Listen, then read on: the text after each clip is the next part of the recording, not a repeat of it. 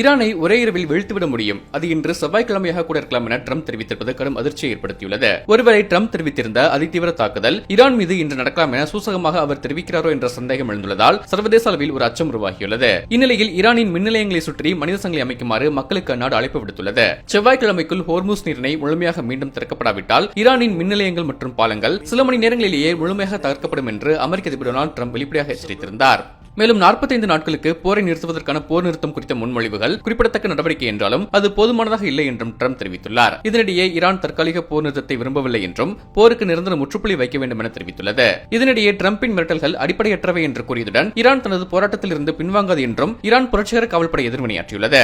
மேலும் ராணுவம் சார்ந்த இலக்குகள் மீதான தாக்குதல்கள் மீண்டும் தொடங்கினால் எங்களின் பதில் நடவடிக்கை மிக அதிக வலிமையுடனும் மிகவும் பரந்த அளவிலும் மேற்கொள்ளப்படும் என்றும் எச்சரித்துள்ளது.